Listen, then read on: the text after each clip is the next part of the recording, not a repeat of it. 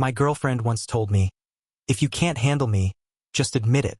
That night she embarrassed me in front of everyone, and instead of swallowing it like I usually did, I fired back with, I can't handle you. She thought I was playing along, until I went and did something that shut her up completely. The next morning, she found out I wasn't bluffing. I'm 29, and I honestly never thought I'd be the guy writing something like this. Yet here I am, 3 days later, still trying to wrap my head around everything that happened. A relationship I'd been in for 2 years just blew up in the most dramatic, public way possible. And the truth is, I can't decide if I should be proud of how I handled it or ashamed of what I did. It all started last Friday. We were at Ethan's birthday. He rented out one of those trendy rooftop bars downtown, the kind where everyone's pretending they've got their life together more than they really do. I'd been counting down to that night all week because work had been draining, and I just wanted to hang out, relax, and have a good time with friends. But she wasn't making that easy. She was in one of those moods she gets into where suddenly everything I do is wrong. Every comment I make is stupid. Every person I talk to somehow turns into her excuse to throw shade with some passive-aggressive remark.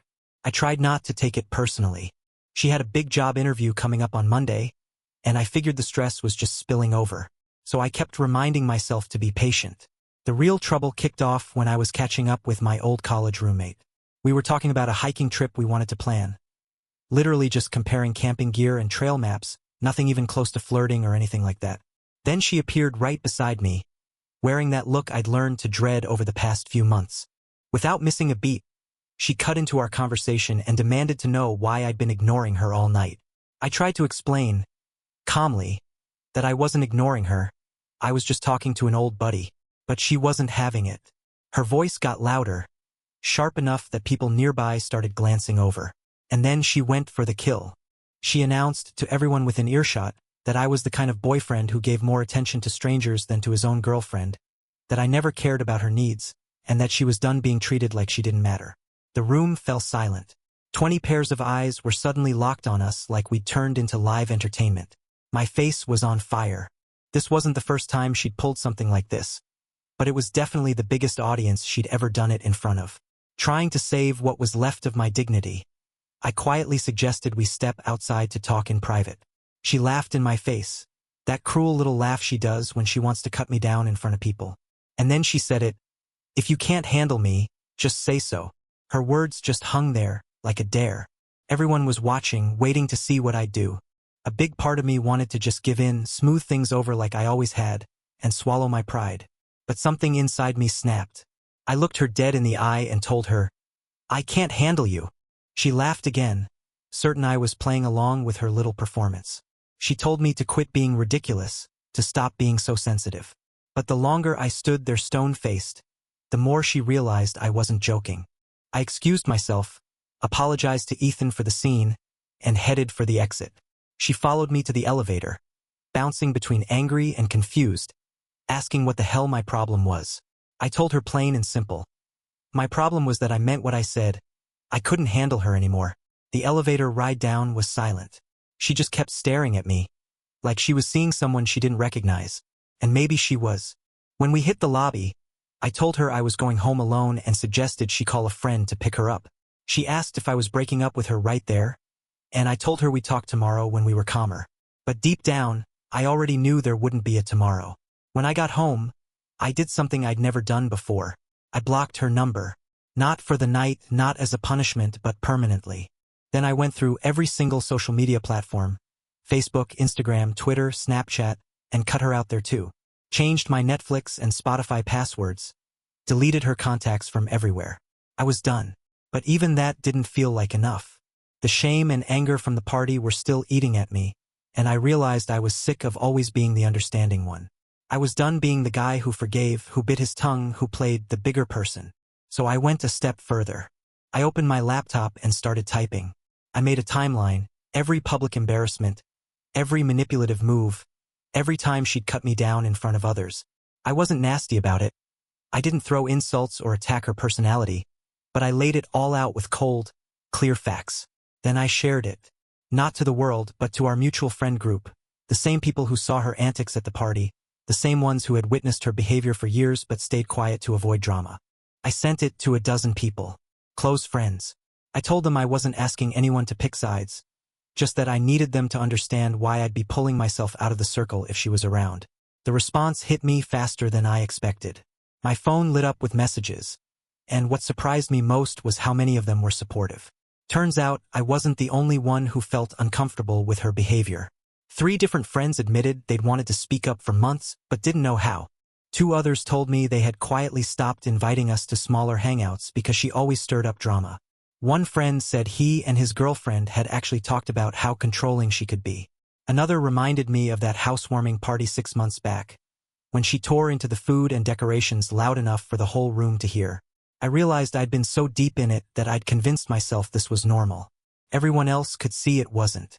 The constant nitpicking, the public humiliations, the way she twisted every disagreement into some attack on my character. None of it was healthy. None of it was love. By Saturday morning, I still hadn't heard from her.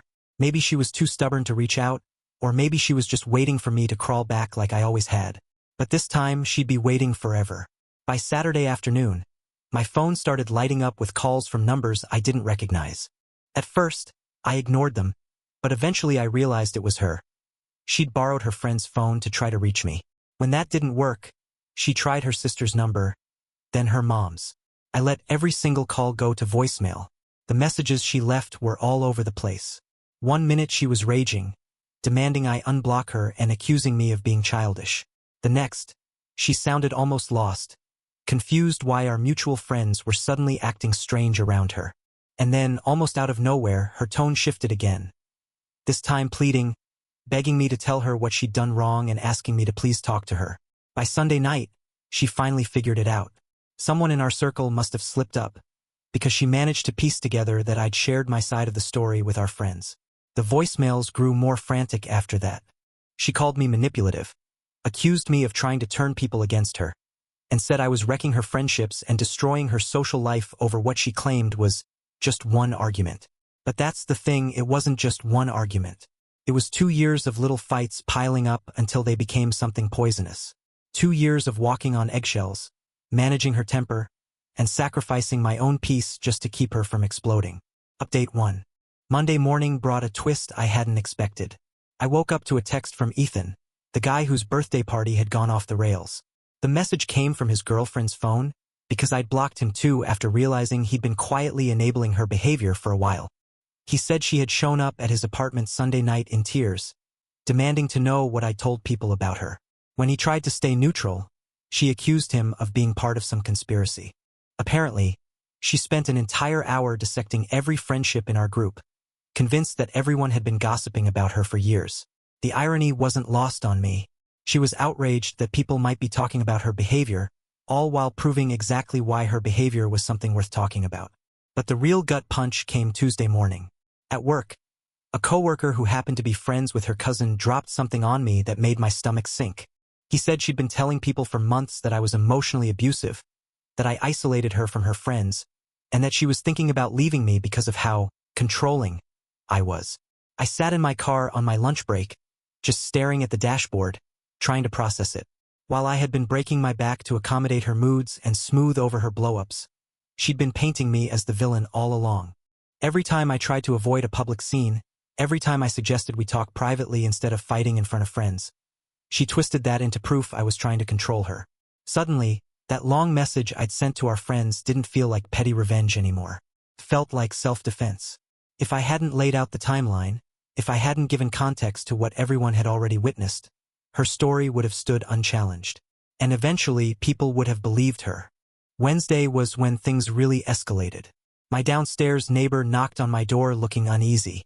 She told me my ex had been sitting in her car outside the building for the past 2 days, sometimes even coming up and knocking on my door when I wasn't home. Worse, the neighbor had seen her trying to peek into my windows and even attempting to use the fire escape to reach my balcony. That was the final straw. I called building management and asked them to put her on the do not admit list unless she was escorted. Then I called the non-emergency police line, not to press charges, but to at least have a record of the stalking behavior in case it spiraled further.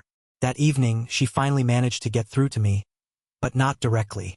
She sent a message through a mutual friend who hadn't seen my original email. The friend called me, sounding concerned, saying she thought my ex was in a bad mental place and maybe I should consider talking to her one last time for closure. I told her everything that had been going on. The stalking, the attempted break-in, the smear campaign where she was painting me as abusive. The friend went quiet for a long moment, then admitted she herself had been feeling uneasy about the things my ex had been saying. She called me thinking she was helping, but now she realized she might have been manipulated into playing messenger. Update 2. Thursday marked exactly 1 week since the birthday party. That morning, I woke up to find a brand new social media account in my inbox. It was her. She'd gone so far as to create a fake profile just to get to me. The message was long, messy, and full of contradictions. She apologized for embarrassing me at the party, but in the same breath accused me of humiliating her by sharing our issues with friends. She said she wanted to work things out, but claimed I was being unreasonable for not talking to her. What struck me most was her total inability to take responsibility without shifting some of the blame onto me. Every single apology came with a "but," and somehow I was always the problem. I took a screenshot of the whole thing, added it to the folder I'd started keeping as a paper trail, and blocked the fake account. Then Friday rolled around, and the situation got even stranger. During my lunch break at work, her sister showed up in the parking lot asking to talk. At first I thought about ignoring her, but curiosity got the better of me. She told me she was genuinely worried about her sister's behavior and wanted to understand what had happened. She said she'd been hearing conflicting stories and was just trying to piece together the truth. I gave her sister a straight, factual rundown of everything that had happened over the past week, and I could see her expression shift as the weight of it all sunk in. She admitted that, yeah, her sister had always been dramatic, but what she'd shown lately went way beyond drama. It was flat out concerning. Apparently, she'd been calling up family members, begging them to reach out to me on her behalf. She'd even managed to convince their mom that I was having some kind of mental breakdown and needed an intervention. Her sister apologized for her behavior and promised she'd do her best to push her toward therapy. She asked me if there was any chance of reconciliation, but I told her honestly, there wasn't. Too much had happened, and I'd never feel safe being in that relationship again. Update 3. It's been 2 weeks now since Ethan's party, and things are finally settling into a kind of new normal. The stalking stopped after her sister's visit. From what I've heard, the family staged a serious intervention and made it crystal clear her behavior couldn't continue. Of course, she's still spinning her own version of events. Friends tell me she's been saying I had some kind of breakdown and turned abusive, but honestly, I expected that. The difference now is that I've got receipts. The documentation I shared with our friends, the timeline, the details did its job. The people who actually saw how our relationship worked aren't buying her rewritten history. Over the past week, 3 different friends have reached out to apologize for staying quiet for so long. They all said basically the same thing. They could tell I wasn't happy, but they didn't want to interfere in my relationship. One of them even admitted she stopped inviting us over because she couldn't stand the way my ex spoke to me in front of others. The moment that really stuck with me happened just yesterday. I bumped into a couple from our friend group at the grocery store. They told me they'd been worried about me for months, and it was a relief to see me looking more relaxed than I had in over a year. The husband said something that hit hard. He told me he'd watched me slowly shrink into a smaller, quieter version of myself, and he was glad to see me finally reclaiming my space. Looking back, I don't regret what I did. Sure, maybe it was a little petty to air out our issues to the friend group, but it was also necessary. I'd spent 2 years being gaslit into thinking her behavior was normal, that my discomfort was just me being oversensitive, that expecting respect meant I was unreasonable. That night at the party when she said, "If you can't handle me, just say so," she thought she was daring me into silence. She assumed I'd cave like I always did, take the humiliation in public, then smooth it over later in private. But sometimes the most powerful move you can make is to take someone at their word. She asked if I could handle her, and I gave her the truth. Everything that followed was just me sticking to that honesty. These days, I've started dipping my toe back into dating. Nothing serious, just a couple of coffee meetups and casual conversations. But man, it's eye-opening. I'd forgotten how refreshing it feels to talk to someone without feeling like every sentence is a potential landmine. To share an opinion without bracing for an explosion. The whole experience taught me a hard but valuable lesson about boundaries. I used to think being understanding meant putting up with whatever someone threw at me. I confused patience with enabling, and love with tolerating abuse. Would I handle things the same way again? Maybe not exactly. I might have tried one last private talk before going nuclear. But do I regret protecting myself? Not at all. And I don't regret making sure our friends knew the truth either. Sometimes the only way to stop being someone's victim is to stop playing the part they've written for you. She wanted a guy who couldn't handle her, because that gave her the upper hand. But the moment I admitted I couldn't, and stopped trying to, she lost that power. The last I heard, she's dating a guy from work. Apparently, he loves the drama and thinks her fiery personality is exciting. Honestly, I hope it works out for them. Maybe she'll finally get whatever she was looking for that I couldn't give. As for me, I'm learning to appreciate boring. Boring talks that don't end in shouting matches. Boring nights that don't leave me emotionally drained. Boring relationships where two people treat each other with simple respect and kindness. And let me tell you, boring has never felt so good.